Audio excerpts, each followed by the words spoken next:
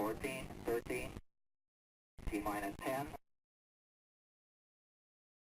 9, 8, 7, 6, 5. We've gone for main engine start.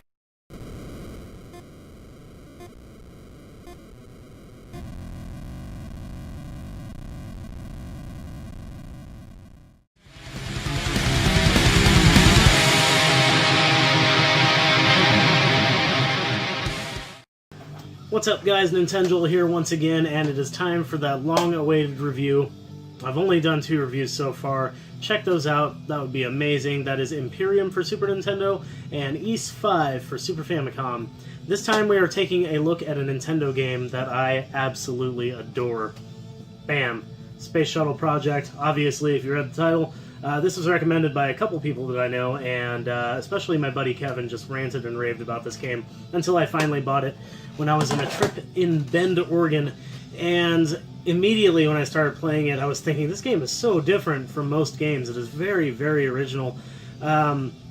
It's hard to describe. This is one of those games that's hard to describe. It's a simulation game for sure, but it's also just a lot of mini-games and a lot of little quick-time events, and being able to press buttons at just the right time and do things in just the right order. And yeah, it's fun. It's a lot of fun. So join me on this review of Space Shuttle Project. Hopefully you enjoy it. Space Shuttle Project was released on the Nintendo Entertainment System in 1991 and was released by a company called Absolute Entertainment, who released a bunch of games that I don't remember and weren't very noteworthy, it seemed like, when I looked up a list. So yeah, there's that. In my opinion, Space Shuttle Project is the one that actually stands out the most, even though it's probably their most stripped down game. This is a game that is going to remind you of PC games like flight simulator type games, but really old school, but for some reason was ported onto the Nintendo. Alright, so Space Shuttle Project is one of those games that seems kind of lame when I describe it. If I were to show you no gameplay and didn't tell you this game was awesome and just described it to you, you'd probably think it was the crappiest game in the world.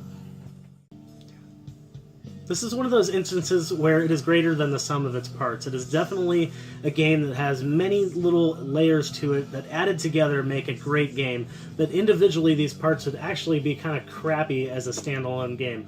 For instance, if you just took the second section of every mission, it would probably be really crappy and you'd have no desire to ever play it. However, there are 4 parts to every mission, and every part is a little bit different. Save for the second and fourth are pretty much the same thing. But still, it's different button presses, it's different combinations of things, and there's just variety in this game. Okay, so first of all, let me just explain the very first thing that happens in the game. The very first thing that happens in the game once you actually start is you are given a code and a ship name to enter, and you must enter this code and the ship name accurately, or else you will lose a life. And this is probably people's biggest gripe about this game, is the fact that you could actually just lose your life in this one very simple, basic area. But to me, it never really bothered me. You just have to press the buttons at the correct time, and if you do, you're fine to go on to the actual game. Now, this is the exact same way the password system is set up as well. When you die and you want to restart, you have to enter that ship's name, along with your own name, and the code that you were given when you died. Okay, so once you do the code-breaking thing, you actually start your very first part of your very first mission. So there are 4 parts to every mission, and the first part is turning on the oxygen and hydrogen, I believe, on the space shuttle. You have to go up this little elevator, and you have to turn on this switch, which causes this little bumper thing to go back and forth that you have to avoid. And then you have to go down and activate the other one, which is hydrogen, I believe. I think it's oxygen and hydrogen. And you turn on that one, and a little bumper goes across showing that it's actually pumping, and you have to avoid it. And now you have to open the hatch door, get back on the elevator, go down the shaft, grab one person at a time, go up the elevator shaft while avoiding the bumpers, and then load them into the space shuttle, and then go back down, rinse and repeat until you have all the members in the shuttle. Now, the problem is they give you a very, very strict time limit that only progresses to be way harder as the game progresses. The first time you do this, it's not really that big of a hassle. The second time you do it, it's still not that big of a hassle.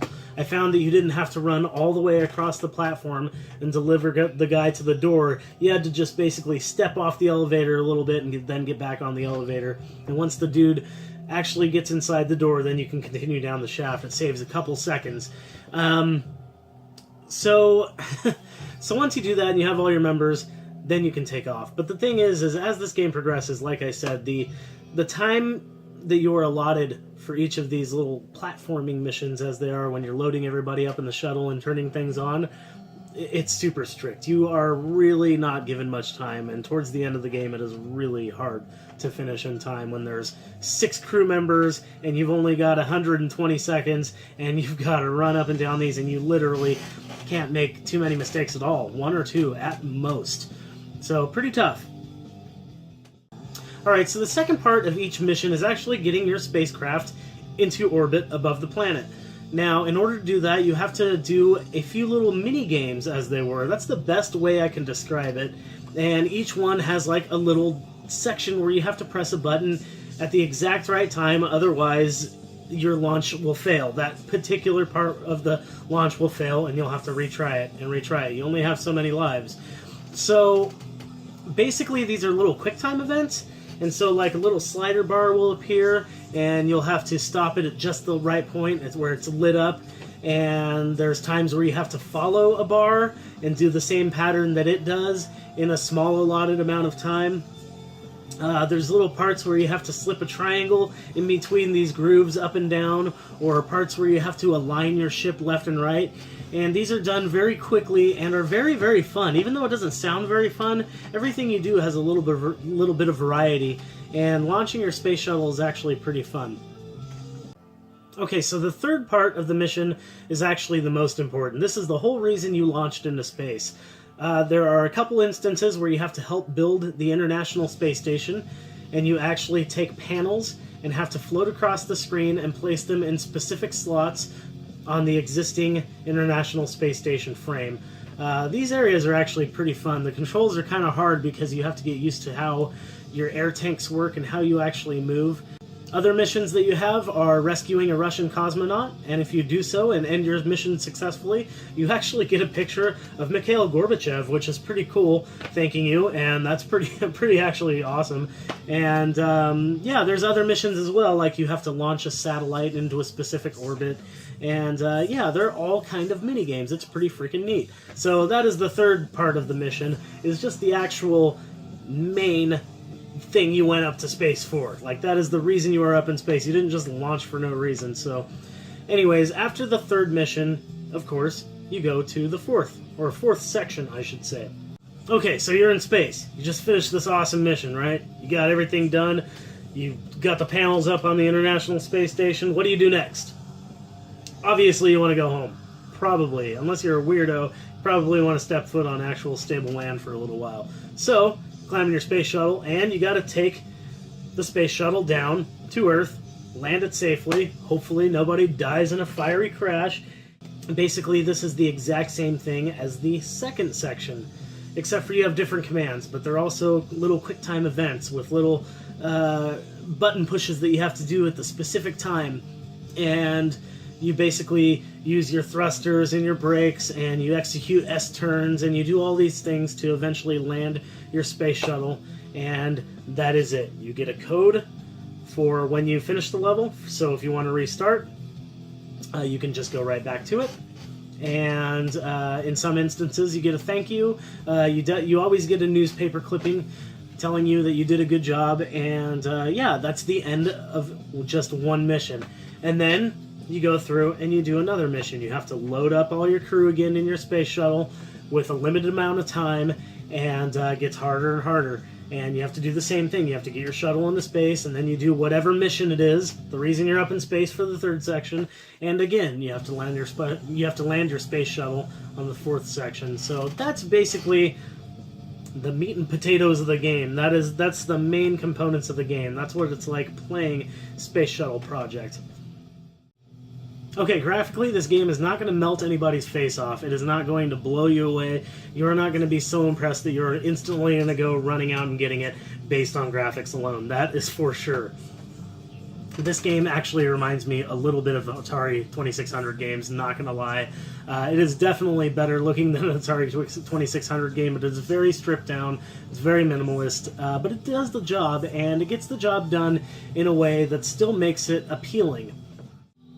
Alright, musically this game is nothing that's actually going to impress you either. Again, this game is definitely greater than the sum of its parts. The music is fairly minimalist as well, and it's structured, you know, the same way as the graphics. Every little level has its own little music, but it's all so stripped down, so minimalist, that on its own it would not impress anybody, though there are sections that are pretty cool. When you are actually launching your space shuttle into space, it gets kind of intense with the music and the flashing lights and the smoke and stuff. It's actually pretty cool. I do enjoy that section more than any other section of the game. It's graphically pleasing, and musically it's just pretty cool. So there is that one part that is actually almost an eye popper, and you'll see it on the screen, of course. That's the thing. This is one of those reviews that I just couldn't do without footage. It is one of those games that I just couldn't only sit there and describe. You would get a very bad sense of it, and you would think that I was talking about the worst game ever created.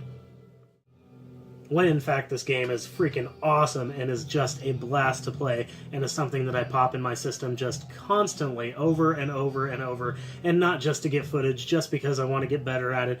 I eventually want to beat it. I've almost beaten it. I've gotten almost to the end, so this game is just great, and it's so much fun. And it's just one of those things where you have to look past its obvious flaws. Okay, so there you go. That's the Space Shuttle Project. This is a really interesting game. I don't know what to tell you guys.